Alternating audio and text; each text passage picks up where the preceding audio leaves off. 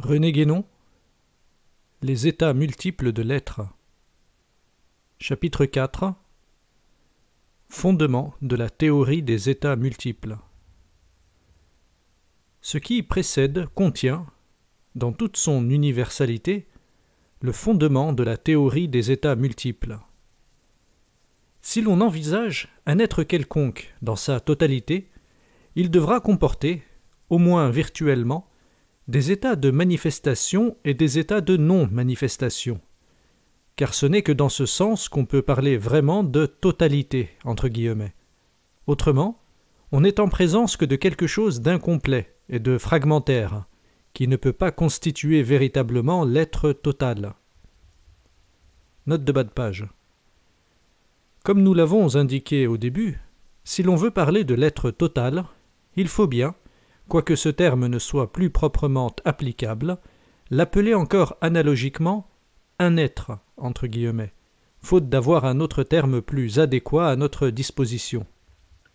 Retour au texte. La non-manifestation, avons-nous dit plus haut, possède seule le caractère de permanence absolue. C'est donc d'elle que la manifestation, dans sa condition transitoire, tire toute sa réalité. Et l'on voit par là que le non-être, loin d'être le néant entre guillemets, serait exactement tout le contraire, si toutefois le néant entre guillemets pouvait avoir un contraire, ce qui lui supposerait encore un certain degré de positivité entre guillemets, alors qu'il n'est que la négativité entre guillemets absolue, c'est-à-dire la pure impossibilité. Note de bas de page. Le néant entre guillemets ne s'oppose donc pas à l'être. Contrairement à ce qu'on dit d'ordinaire, c'est à la possibilité qu'il s'opposerait, s'il pouvait entrer à la façon d'un terme réel dans une opposition quelconque. Mais comme il n'en est pas ainsi, il n'y a rien qui puisse s'opposer à la possibilité, ce qui se comprend sans peine dès lors que la possibilité est en réalité identique à l'infini. Retour au texte. Cela étant, il en résulte que ce sont essentiellement les états de non-manifestation qui assurent à l'être la permanence et l'identité. Et, en dehors de ces états, c'est-à-dire si l'on ne prend l'être que dans la manifestation, sans le rapporter à son principe non manifesté, cette permanence et cette identité ne peuvent être qu'illusoires, puisque le domaine de la manifestation est proprement le domaine du transitoire et du multiple, comportant des modifications continuelles et indéfinies. Dès lors, on comprendra aisément ce qu'il faut penser, au point de vue métaphysique, de la prétendue unité du moi, entre guillemets, c'est-à-dire de l'être individuel, qui est si indispensable à la psychologie occidentale et profane, entre guillemets. D'une part, c'est une unité fragmentaire, puisqu'elle ne se réfère qu'à une portion de l'être, à un de ses états pris isolément et arbitrairement parmi une indéfinité d'autres. Ouvrons la parenthèse. Et encore, cet état est-il fort loin d'être envisagé ordinairement dans son intégralité? Fermons la parenthèse. Et, d'autre part, cette unité, en ne considérant même que l'état spécial auquel elle se rapporte, est encore aussi relative que possible, puisque cet état se compose lui-même d'une indéfinité de modifications diverses, et elle a d'autant moins de réalité qu'on fait abstraction du principe transcendant. Ouvrons la parenthèse. Le soi, entre guillemets, ou la personnalité, fermons la parenthèse, qui pourrait seul lui en donner vraiment, en maintenant l'identité de l'être, en mode permanent, à travers toutes ces modifications. Les états de non-manifestation sont du domaine du non-être, et les états de manifestation sont du domaine de l'être, envisagés dans son intégralité. On peut dire aussi que ces derniers correspondent aux différents degrés de l'existence, ces degrés n'étant pas autre chose que les différents modes, en multiplicité indéfinie, de la manifestation universelle.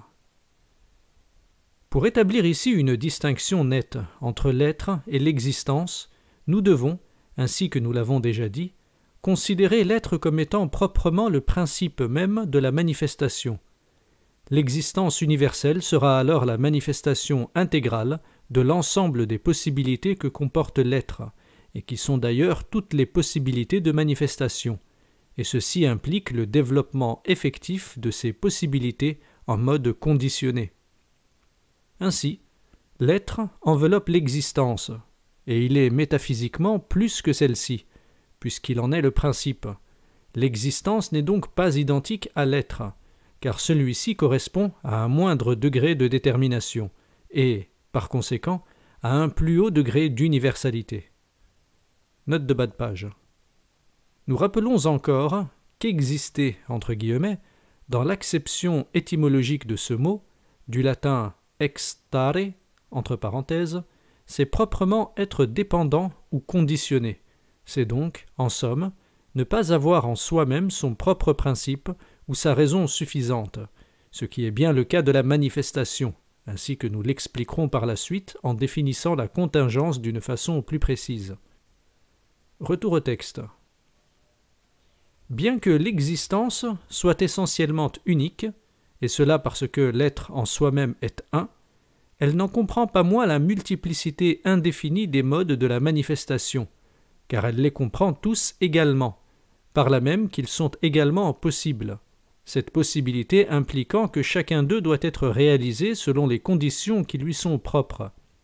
Comme nous l'avons dit ailleurs, en parlant de cette unicité de l'existence entre guillemets, en arabe wahdatul wujud, entre parenthèses, suivant les données de l'ésotérisme islamique, il résulte de là que l'existence, dans son unicité même, entre guillemets, comporte une indéfinité de degrés, correspondant à tous les modes de la manifestation universelle, ouvrons la parenthèse, laquelle est au fond la même chose que l'existence elle-même, fermons la parenthèse.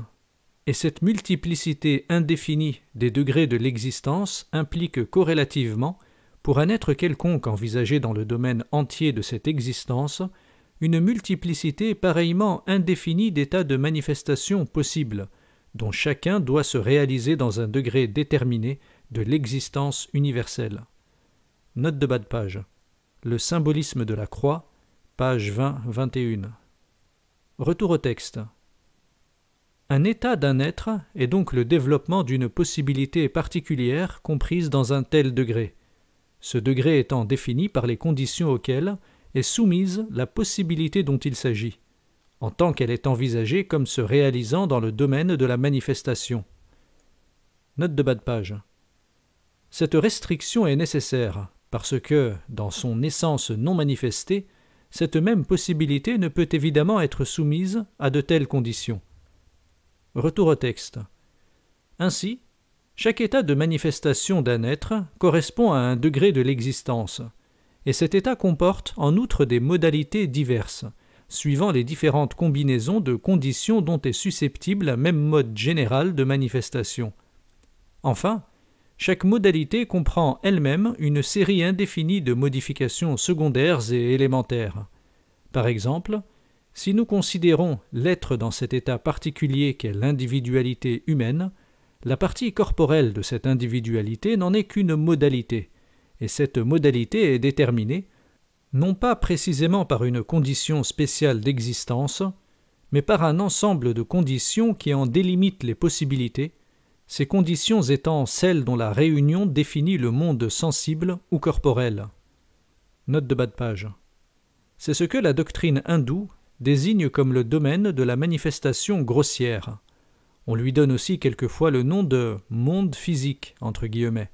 Mais cette expression est équivoque, et, si elle peut se justifier par le sens moderne du mot « physique », entre guillemets, qui ne s'applique plus en effet qu'à ce qui concerne les seules qualités sensibles, nous pensons qu'il vaut mieux garder toujours à ce mot son sens ancien et étymologique, de « physis », nature, entre guillemets, entre parenthèses.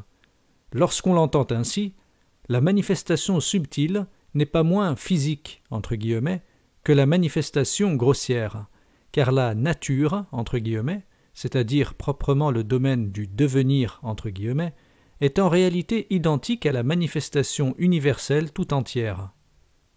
Retour au texte. Comme nous l'avons déjà indiqué, chacune de ces conditions, considérée isolément des autres, peut s'étendre au-delà du domaine de cette modalité, et, soit par sa propre extension, soit par sa combinaison avec des conditions différentes, constituer alors les domaines d'autres modalités, faisant partie de la même individualité intégrale. Note de bas de page. Le symbolisme de la croix, page 102. Retour au texte.